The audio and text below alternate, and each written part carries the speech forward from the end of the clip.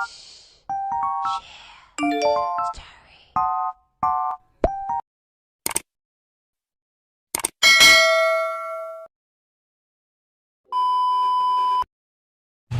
guys, good morning. It's Thursday and this is our last day guys kasi nga uuwi na kami papuntang Samar. So mag-check out na muna kami guys, and before anything else is nag-breakfast na muna kami dito sa McDo as usual. So ito kasi yung malapit talaga sa AL Lodge and sobrang dami naming dala. So we decided na dito na lang din kami mag-breakfast. So yan guys, bago kami umuwi ng Samar is dumaan na muna kami sa office ng Ormo kasi nga meron kaming kukunin ng mga cheque and we need it kasi nga kailangan namin magbayad sa patron. And yun guys, we are planning na bumili ng pizza doon sa Showcase. Actually, they are planning na mag-order sa Angel's Burger pero late na namin nalaman na nag-close na pala yung Angel's Pizza. So we decided na doon na lang kami sa Showcase bumili ng pizza. So yan guys, nandito na kami sa Robinson. So bumili na muna kami ng Showcase para at least meron din naman sila mamerienda doon sa Ormoc branch.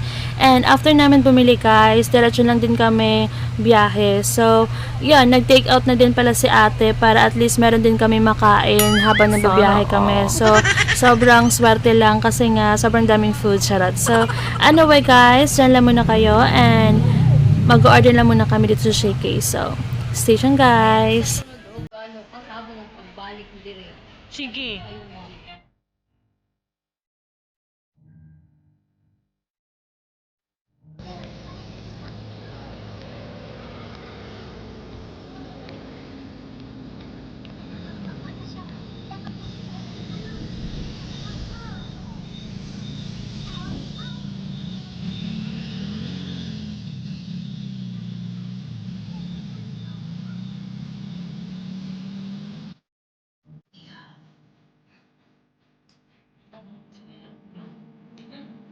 Higit man.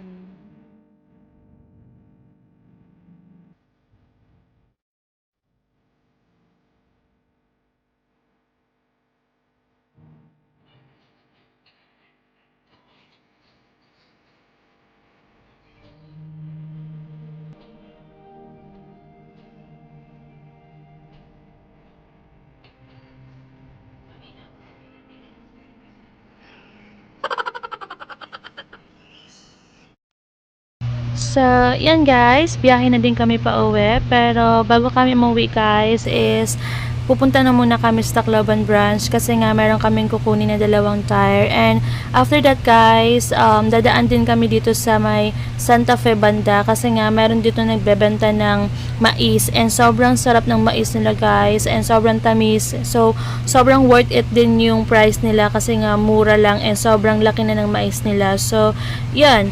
Anyway guys, andito na nga pala kami guys sa nagbebenta ng mais and yun, nagpabalat din si ate kasi nga gusto niyang tikman. So as what you have noticed, bumili kami ng tagi 1 kilo and sobrang worth it na nito guys kasi for only 100 pesos meron ka ng 6 to 7 pieces na mais and sobrang laki ng mais nila dito guys and sobrang sarap din. So super sulit talaga. So after namin bumili guys, nagbiyahe na din kami agad. So dyan lang muna kayo guys and mag-travel lang muna kami. So station guys.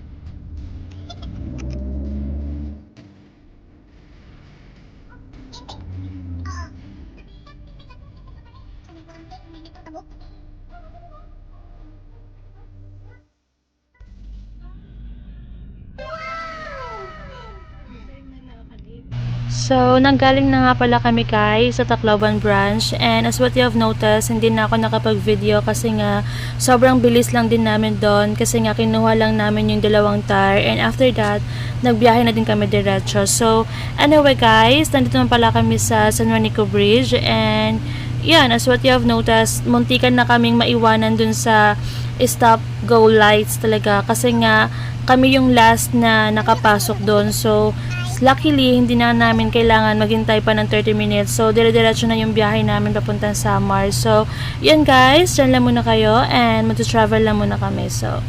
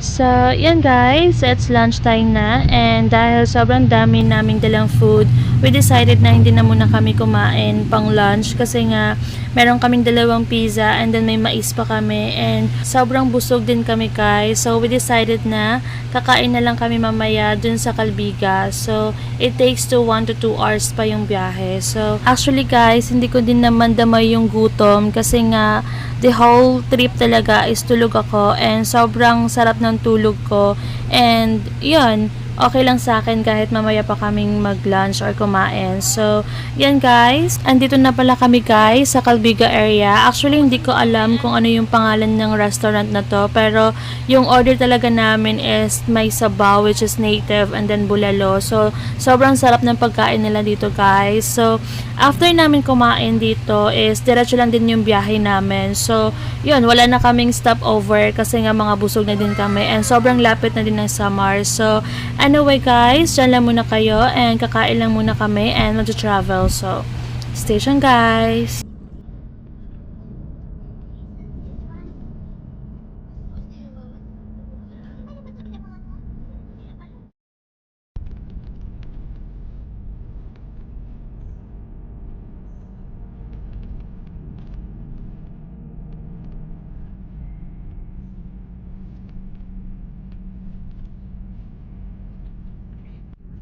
So, yan guys, medyo malapit na din kami sa Cavite City, and that's all for today's video guys. Thank you guys for watching. Please don't forget to subscribe my YouTube channel. Bye guys!